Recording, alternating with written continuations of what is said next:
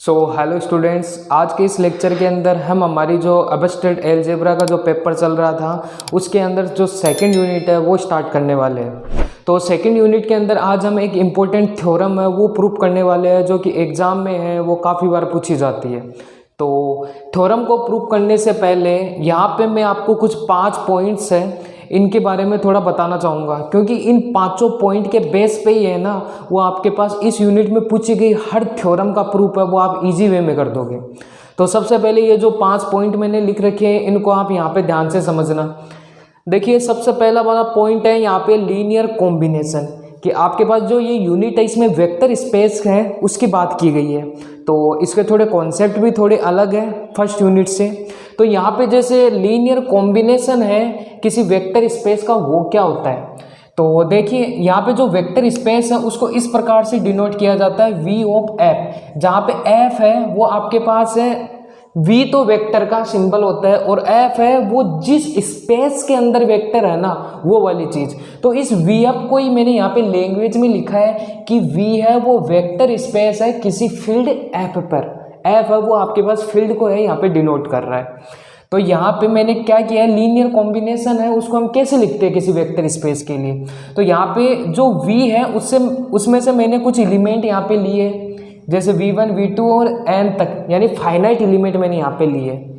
यहाँ पे और भी एलिमेंट हो सकते थे, यहाँ पे जैसे V के अंदर आपके पास W1 W2 दिस टाइप के एलिमेंट भी हो सकते थे जो कि आपके पास K तक जाते हो, ठीक है, इस टाइप के एलिमेंट भी हो सकते थे। और साथ में मैंने जो F है यहाँ पे फील्ड में ध्यान में रखना, यहाँ पे जो भी आपके पास कोष्टक के अंदर जो भी आपके पास फील्ड या जो भी स्पेस दिया गया रहेगा ना उसमें हमेशा स्केलर क्वांटिटी आएगी, इस चीज़ का आपको ध्यान में रखना है। तो यहाँ से फील्ड है इसमें से हमेशा स्केलर क्वांटिटी है वही ली जाती है, तो वो मैंने यहाँ पे ले ली α1 α2 और n तक, ठीक है। इसी के केस में सेम जितने यहाँ पे एलिमेंट लिए उतने मैंने यहाँ पे स्केलर्स लिए।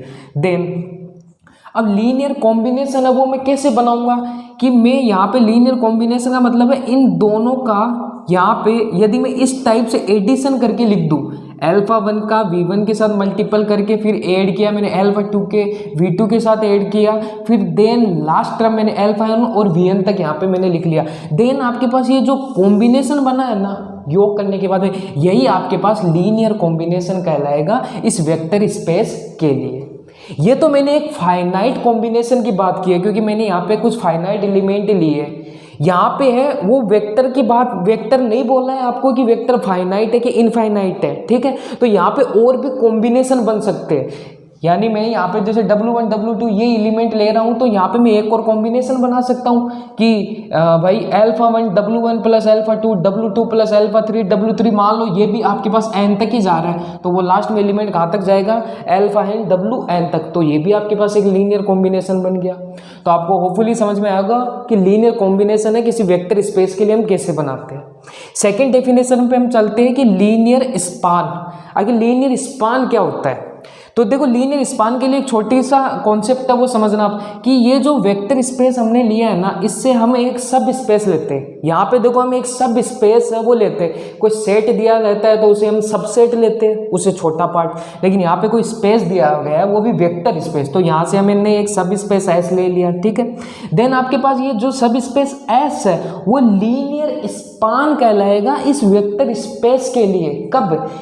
जब हम इस S में सारे के सारे यदि इस वेक्टर स्पेस के लीनियर कॉम्बिनेशन आ जाए ना, मतलब कि ये जो हमने लीनियर कॉम्बिनेशन बनाए ना इस वेक्टर स्पेस के लिए, ये तो मैंने एक बनाया, ऐसे ढेरों सारे यानी सारे के सारे जितने भी है ना इस वेक्टर स्पेस में लीनियर कॉम्बिनेशन, वो सारों का एक ग्रुप, वही आपके पास क्या कहलाता है, लीनियर स्पान, ठीक है। और इसको हम है यहाँ पे प्रदर्शित किस प्रकार से करते हैं कि यहाँ पे जैसे LS से हम इसको डिनोट करते हैं, ठीक है। LS में आपके पास वेक्टर स्पेस के वे एलिमेंट आएंगे जिनमें हम एक ऐसे लीनियर कॉम्बिनेशन के रूप में हम वो चीज़ों को लिख सके। यहाँ पे मैंने केवल एक पर्टिकुलर फाइनाइट स्पेस के लिए बताया है, ठीक है। यहाँ पे इनफाइनाइट होते तो यहाँ पे और भी लीनियर कॉम्बिनेशन आ जाते थे। इन शॉर्ट आपको बस एक चीज़ ध्यान में रखनी है कि वेक्टर स्पेस के अंदर है आपके पास स्पान है वो वेक्टर स्पेस के लिए कब होगा, जब सारे के सारे लीनियर कॉम्बिनेशंस का एक सेट है वो आपको मिल जाए, तो वही आपके पास लीनियर स्पान कहलाता है किसी वेक्टर स्पेस के लिए।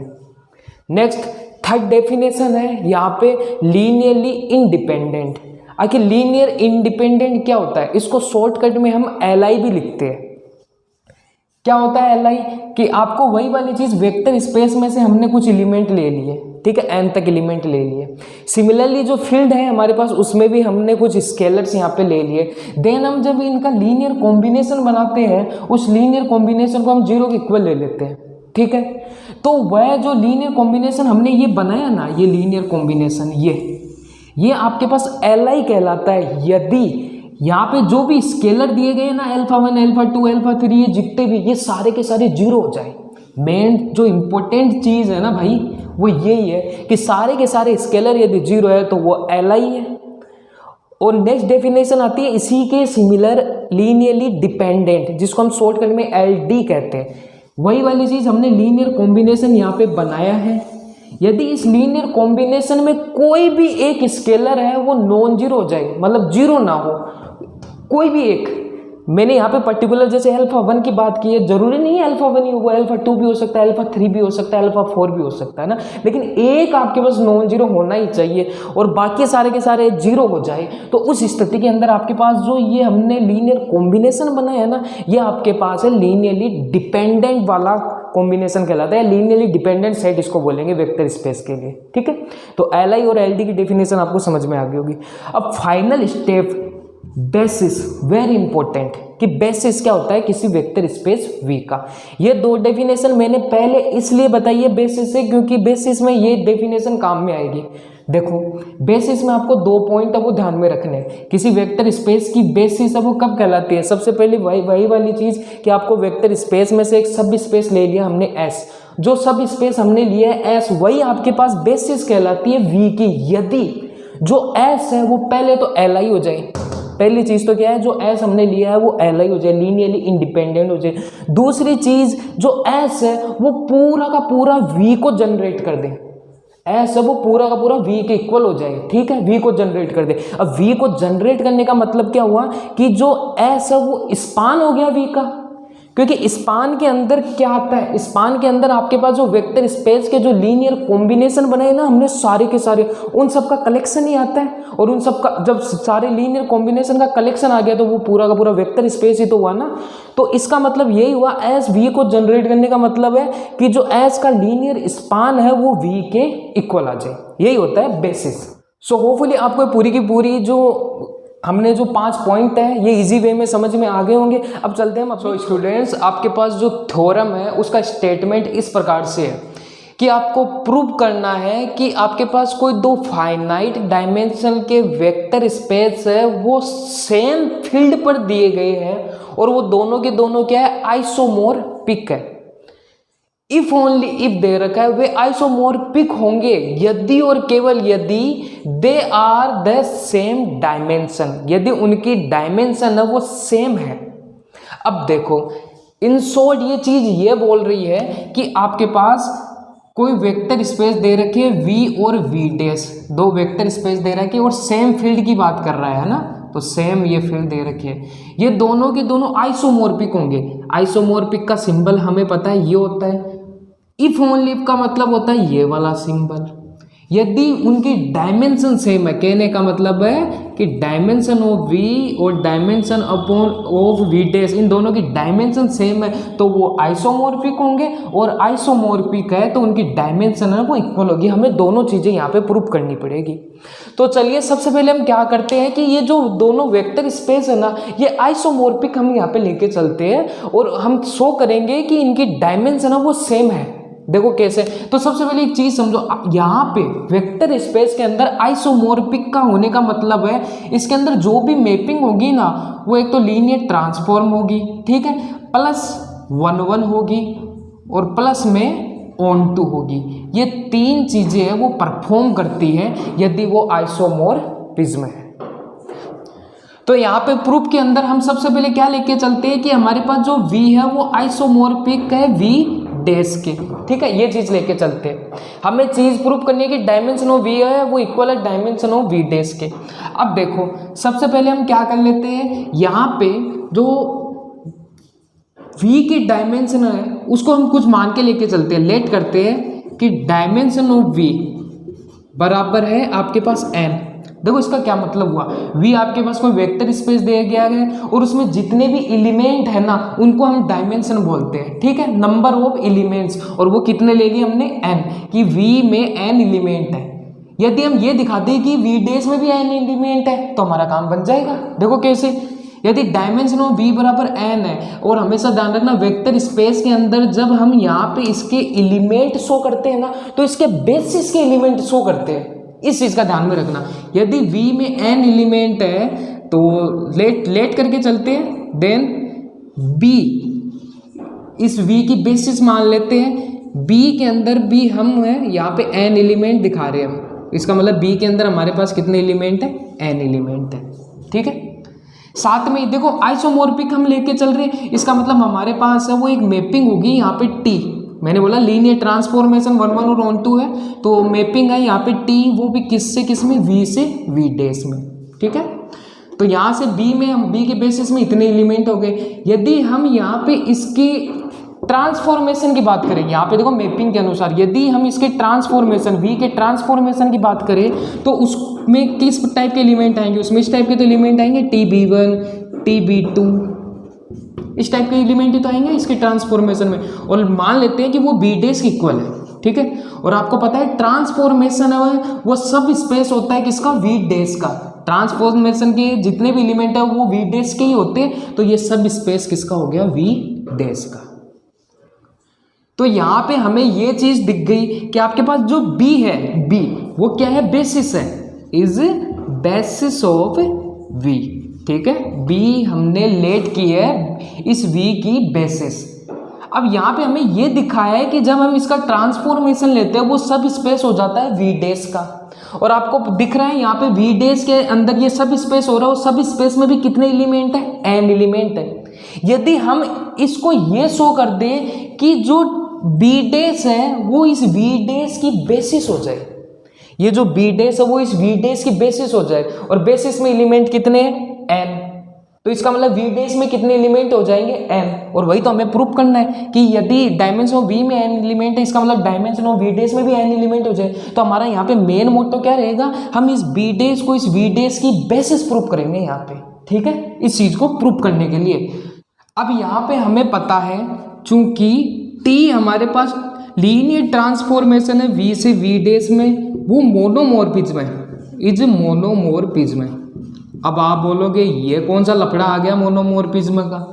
देखो मोनोमॉर्फिज्म का मतलब होता है यदि आपके पास कोई ट्रांसफॉर्मेशन है वो यदि 1 1 है तो आपके पास वो मोनोमॉर्फिज्म ट्रांसफॉर्मेशन कहलाता है। देखो यहाँ पे मैंने बोला है कि जो V, हम यही तो चीज लेके चलिए कि V और V डैश वो आइसोमॉर्फिक है और उसकी हेल्प से तो सिद्ध कर रहे हैं। और आइसोमॉर्फिक के लिए मैंने बताया था लीनियर ट्रांसफॉर्मेशन प्लस 1 1 और ऑन टू होनी चाहिए चीजें, ठीक है। तो वही वाली चीज तो हमने काम में लिया, हमने इन दोनों का तो कॉम्बिनेशन यहाँ पे काम में लिया है कि जो T है वो हमारे पास है वो मोनोमॉर्फिज्म है, मतलब लीनियर ट्रांसफॉर्मेशन जो हमारे पास है वो 1 1 है, ठीक है। और साथ में हमें ये भी पता है, अब आपको पता होगा कि बेसिस का मतलब क्या होता है, हमने अभी भी डेफिनेशन देखी है। बेसिस में दो चीजें होती है कि आपके पास जो भी सब स्पेस दिया गया है ना वो आपके पास एक तो Li होगा, ठीक है, यहाँ पे जो बेसिस है वो एक तो Li होता है, और दूसरा है यहाँ पे जो B है वो स्पान करता है V में, ठीक है। इस जिस वेक्टर स्पेस की बात करें उसमें स्पान करता है। ये दो चीजें हमें पता है बेसिस की डेफिनेशन से, हमने अभी देखी है। तो यहाँ पे T V से V डैश में मोनोमॉर्फिज्म है, और साथ में चूंकि B इज, या B के साथ में B में एलिमेंट लिख लेते हैं, B इज इक्वल टू जो आपके पास एलिमेंट है B1 B2 dash dash Bn, वो आपके पास है इज Li, इज Li, क्योंकि बेसिस है V की, इसका मतलब Li भी है। यहाँ पे देखो दो चीजें है, पहली वाली चीज के लिए हम यहाँ पे Li लेके चल रहे हैं, और दूसरी चीज हम एक बार और प्रूफ करेंगे उसके लिए हम स्पान लेके चलेंगे।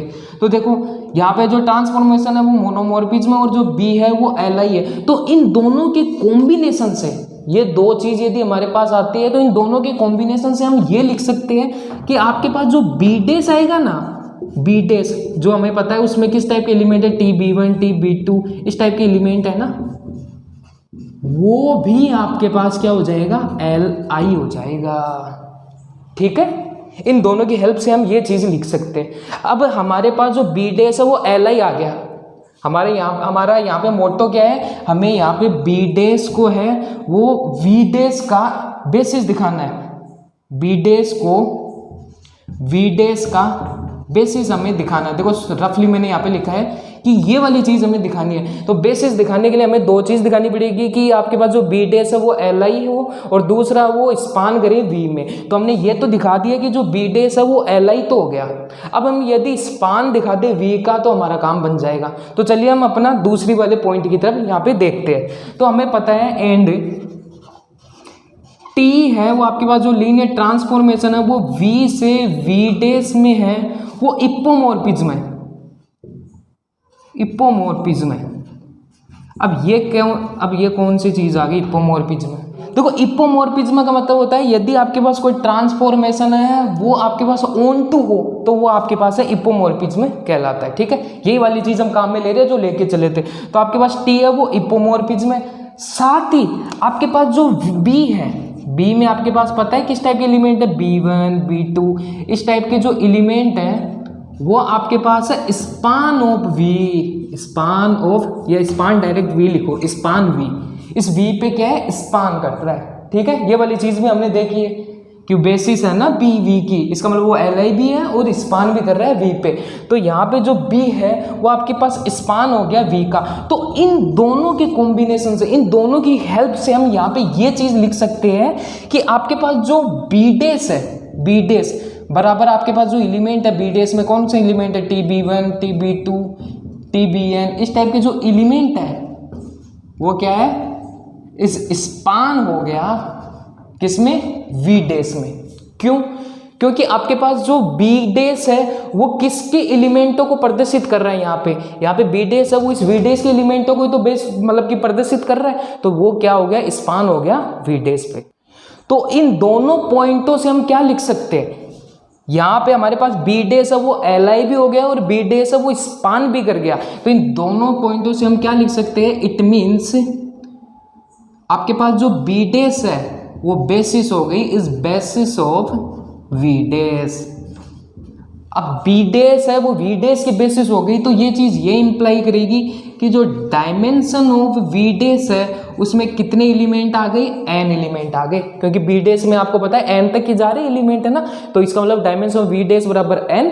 तो डेट इज इंप्लाइज आपके पास डायमेंशन ऑफ वी में हम ये n एलिमेंट लेके चले थे और हमने दिखा दिया डायमेंशन ऑफ वी डेस में n एलिमेंट है। तो ये चीज़ ये इंप्लाई करेगी कि डायमेंशन ऑफ वी और डायमेंशन ऑफ वी डेस है वो दोनों क्या होंगे, इक्वल होंगे। Hence proof. ये आपके पास एक पार्ट है वो यहाँ पे प्रूफ होके आ गया। अब कन्वर्सली हम वो सेकंड वाली चीज़ लेके चलेंगे। इस बार हम इन दोनों डायमेंशनों को इक्वल लेके चलेंगे और हम प्रूफ करेंगे कि यहाँ पे वी और वी डेस है वो आइसोमोर। सो स्टूडेंट्स अब हमें वो इसका कन्वर्स पार्ट है वो यहाँ पे प्रूफ करके दिखाएंगे। देखो कन्वर्सली तो बहुत ही ज़्यादा ईजी है। तो कन्वर्सली हम क्या लेके चलते हैं कि डायमेंशन ऑफ वी और डायमेंशन ऑफ वी डेस है वो दोनों इक्वल है और हमें प्रूफ करके दिखाना है कि वी डेस के आइसोमोर्फिक है।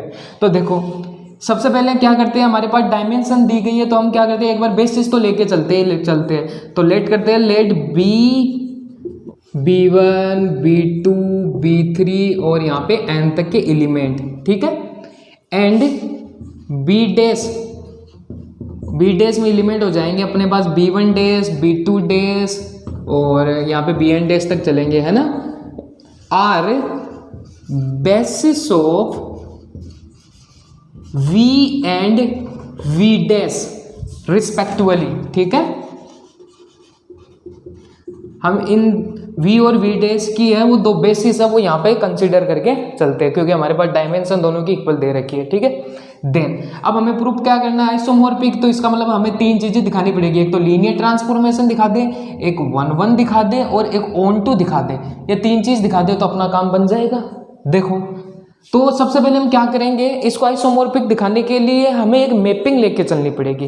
तो हम यहाँ पे एक मैपिंग ले लेते हैं, यहाँ पे कंसिडर करते हैं कि let phi be a mapping और वो किससे किस में, V से V डेस में, ठीक है।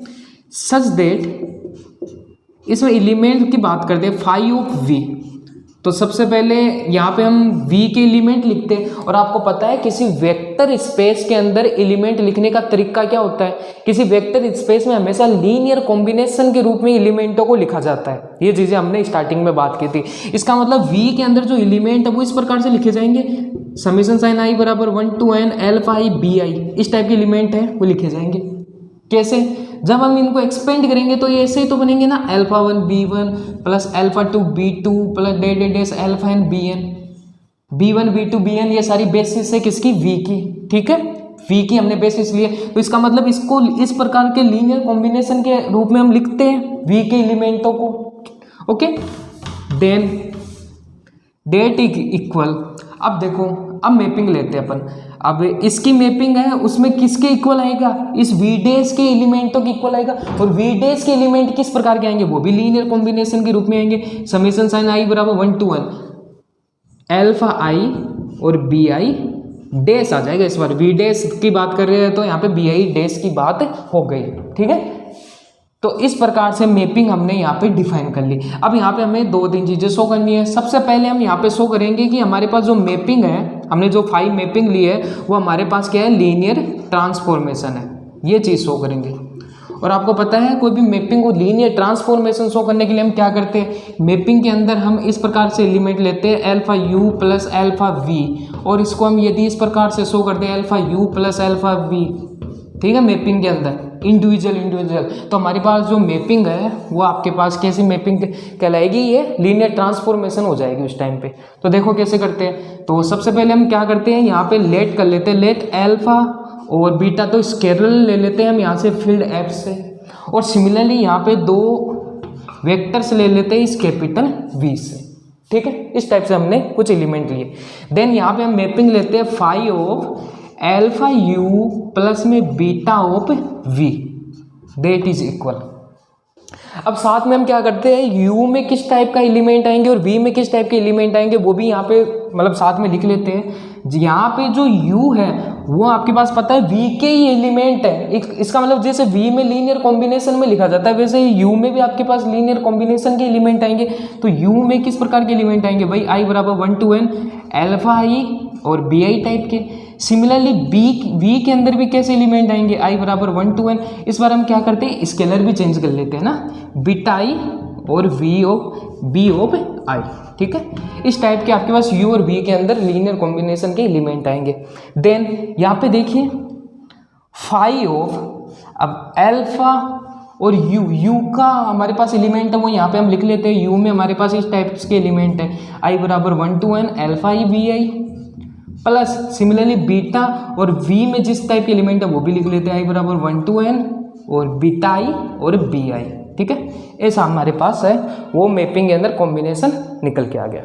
अब हम क्या करते हैं, इसको थोड़ा सा सेपरेट करने की कोशिश करते हैं। तो यहाँ पे देखते हैं हम that is equal phi of, अब यहाँ पे जो चीज़ें कॉमन आ रही है वो कॉमन ले लेते हैं हम। हमारे पास एक तो समीशन कॉमन आ रहा है कि बी आई कॉमन आ रहा है, तो हम क्या करते हैं समीशन साइन आई बराबर 1 to n यहाँ पे कॉमन लेते हैं। तो हमारे पास बचता है alpha alpha I plus beta beta I, और बाहर बच जाता है बी ऑफ आई।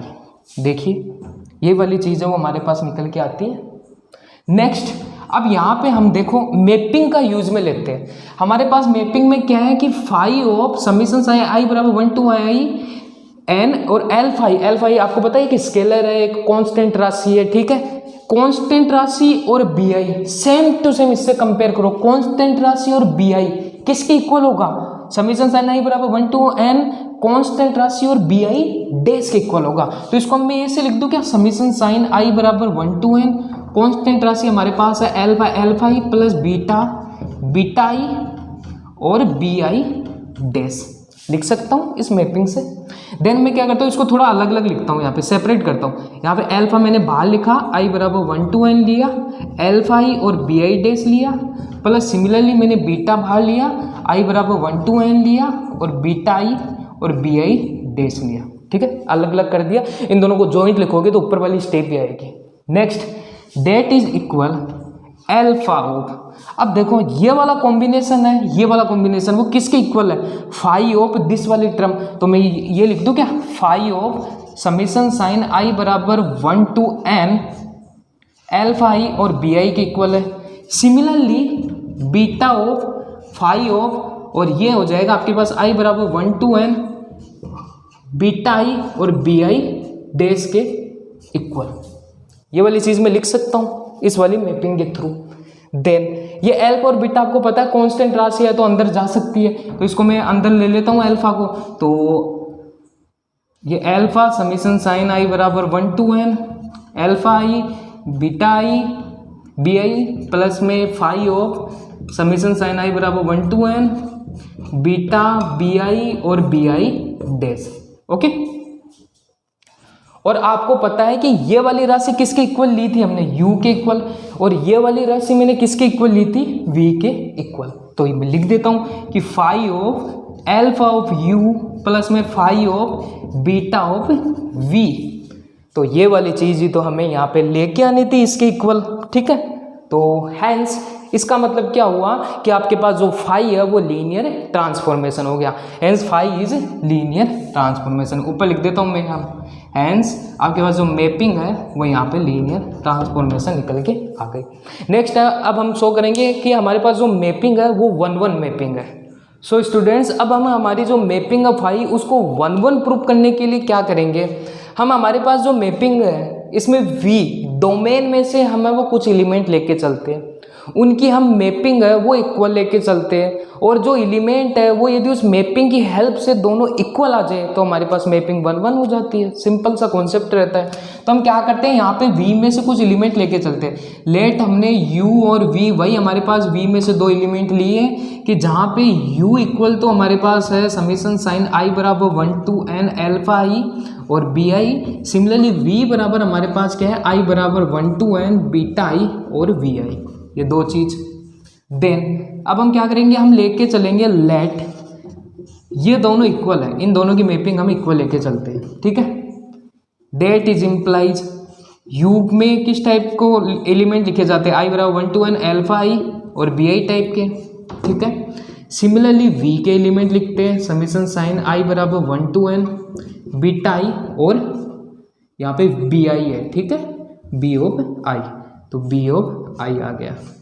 नेक्स्ट देखिए, नेक्स्ट हमारे पास हमें पता है मैपिंग है, मैपिंग के एलिमेंट है वो इसके इक्वल लिखे जाते हैं, तो हम सिमिलरली लिख देते हैं समीशन साइन i बराबर 1 to n alpha I B I dash और समीशन साइन i बराबर 1 to n ये बीटा आई और बी आई डैश हो गया। ठीक है, अब दोनों को हम एक साइड लेके आते हैं। That is implies summation sign i बराबर 1 to n alpha I B I dash minus summation sign i बराबर 1 to n बीटा आई और बी आई डैश, और इक्वल किसके आ गया, 0 के। अब जो चीज़ कॉमन ली जाती है वो चीज़ हम यहाँ पे कॉमन लेने वाले हैं। तो यहाँ पे देखते हैं कि इक्वल में समीशन साइन i बराबर 1 to n और ये एल्फा आई माइनस बीटा आई तो एक साथ आ गया, और यहाँ पे बी आई डैश है वो बाहर कॉमन आ गया और इक्वल हो गया किसके, 0 के। नेक्स्ट देखिए, नेक्स्ट अब हमें पता है जो बी आई डैश है वो बेसिस है किसकी, वी डैश की। ठीक है, चूंकि B dash is basis of V dash. अब आपको पता है बेसिस होने का मतलब है कि वो एल आई है और साथ में स्पान है वी डैश का। ठीक है, और एल आई का मतलब क्या होता है हमें पता है, हमने डेफिनेशन में सीखा है कि जो भी आपके पास में हमने स्केलर राशियां ली थी वो 0 होती है, सारी की सारी स्केलर राशि 0 है तो हमारे पास एल आई कहलाता है वो वाला सेट। तो यहाँ पे आपको दिख रहा है कि बी आई डैश है वो बेसिस है किसका, वी डैश का। तो इसका मतलब इसके जो स्केलर राशि है, इसलिए scalar alpha i minus b i sorry beta i ये किसके इक्वल हो गया, 0 के इक्वल होगा। ठीक है, स्केलर 0। तो यहाँ से हमारे पास क्या है कि एल्फा और बीटा आई है वो दोनों क्या है, इक्वल है। अब ये दोनों इक्वल है। अब चूंकि u बराबर हमारे पास एलिमेंट क्या है, समीशन साइन i बराबर 1 to n एल्फा आई और ये बी आई टाइप के, डेट इज इक्वल, इसके इक्वल क्या है, ये वाली राशि आ रही है समीशन साइन i बराबर 1 to n beta I B I, क्योंकि एल्फा और बीटा तो दोनों सेम है ना तो इसके इक्वल लिख सकते हैं। और ये वाली चीज़ किसके इक्वल है, यहाँ पे v के इक्वल है। तो डेट इज इम्प्लाइज u है वो किसके इक्वल है, v के। हम मैपिंग लेके चले थे कि फाई ऑफ यू है वो फाई ऑफ वी के इक्वल है, और हमने दिखा दिया यू और वी दोनों एलिमेंट इक्वल है, तो इट मीन्स आपके पास जो फाई है वो क्या है, आपके पास 1 1 है। ठीक है, नेक्स्ट चीज़ हम यहाँ पे प्रूव करके दिखाएंगे, हमारे पास जो मैपिंग है वो ऑन टू मैपिंग है। तो देखिए थर्ड वाला पॉइंट है हमारे पास, phi b is onto, ये हमें शो करना है। ठीक है, तो ऑन टू शो करने के लिए हम क्या करते हैं, सबसे पहले हम यहाँ पे मैपिंग लिख लेते हैं। हमारे पास जो भी मैपिंग है, हमारे पास मैपिंग है, हमारे पास फाई है वो वी से वी डेस में हमारे पास मैपिंग है। ठीक है, ये सारा का सारा खेल है यहाँ का। ठीक, लेट करते हैं यहाँ पे वी डेस से हम है वो एलिमेंट लेते हैं। तो वी डेस से एलिमेंट किस टाइप के आते हैं, लेट समीशन साइन आई बराबर 1 to n अल्फा आई और बी आई डेस टाइप के एलिमेंट आते हैं जो बिलोंग कर रहे हैं वी डेस में। इस चीज के लिए एग्जिस्ट करेगा एक v का एलिमेंट, और v में एलिमेंट किस टाइप के होते हैं, इस टाइप के होते हैं, समीशन साइन आई बराबर 1 to n अल्फा आई और बी आई टाइप के होते हैं, वो बिलोंग किस में करता है, v में। ठीक है, कि सच